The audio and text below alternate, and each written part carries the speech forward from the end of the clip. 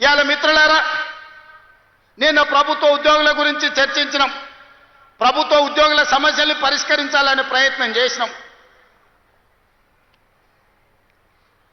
వాళ్ళ డిఏల సంగతి, వాళ్ళ సమస్యల సంగతి మా బట్టి విక్రమార్క గారు, మా నాయకులు శ్రీధర్ బాబు గారు అందరు చర్చించి ఒక కొలిక్కు పట్టుకొచ్చినాం.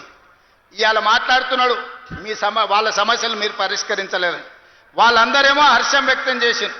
ఈ ప్రభుత్వ ఉద్యోగులను కుటుంబ సభ్యులుగా భావించి మా సమస్యలను పరిష్కారానికి ముందుకు వచ్చిండ్రు.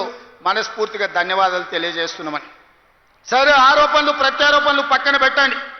నేను ఇవాళ ఈ వేదిక మీద నుంచి 5 లక్షల తెలంగాణ ప్రభుత్వ ఉద్యోగులను అడుగుతున్నా, వాళ్ళ సతీమణులను నేను అడుగుతున్నా. మీ సోదరుడుగా అక్క, అవ్వ, అమ్మ, 10 ఏళ్ల చంద్రశేఖరరావు ముఖ్యమంత్రిగా ఉన్నప్పుడు ఏనాడైనా 1వ తారీఖు నాడు మీ ఆయన జీతాలు ఖాతాలో పడ్డాయా?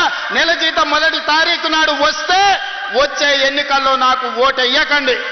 నేను తెలంగాణ రాష్ట్ర ప్రభుత్వానికి ముఖ్యమంత్రిగా బాధ్యత చేపట్టినాక ఈ 5 లక్షల ప్రభుత్వ ఉద్యోగస్తులకు 1వ తారీఖు నాడే మొత్తం జీతం మీ ఖాతాలో వేస్తే మీరు అండగా నిలబడండి, ప్రజా ప్రభుత్వాన్ని ఆశీర్వదించండి. నెల ప్రభుత్వ ఉద్యోగులకు జీతాలు ఇవ్వలేనోడు, దివాలా తీసిన దద్దమ్మలాక ఇన్స్టాల్మెంట్ల జీతాలు చెల్లించినోడు ఇవాళ వచ్చి నన్ను ప్రశ్నిస్తాడా?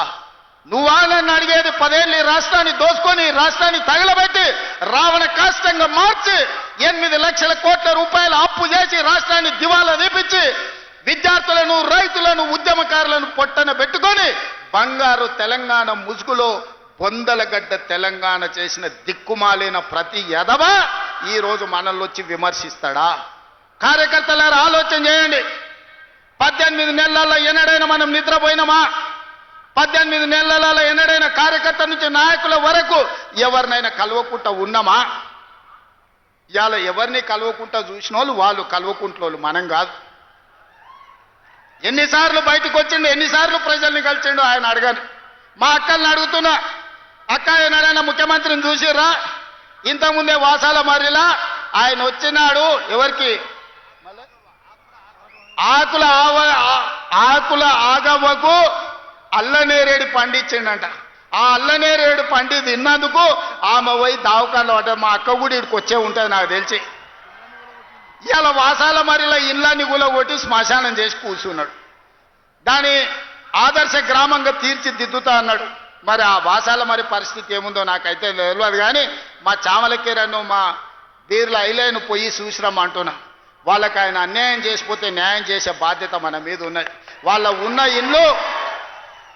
ఇల్లు వీకి పందిరేసి, పందిరి కూడా కాదు, ఇల్లు వీకి మొత్తం ఎక్కడిదక్కడ చేసిపోయింది. వెనకటికి అందుకే పెద్దోళ్ళు చెప్పారు, పనిమంతుడు పందిరేస్తానంట కుక్కతోక తలిగి కూలిపోయిందంట. ఇవాళ వాసాల మరిలా ఈయన ఇట్ల గీసి అట్ల గీసి ఫామ్ హౌస్కి ఇట్లకెళ్ళ రోడ్ వేసుకోనికి అన్ని నక్కజిత్తుల వ్యవహారాలతోటి ఈరోజు ఎర్రవల్లి ఫామ్ హౌస్కి ఇక్కడి నుంచి రోడ్ వేసుకోనికే వాసాల మర్రిని మొత్తం కుప్ప కూర్చిపోయి శ్మశానం లాగా చేసిండు.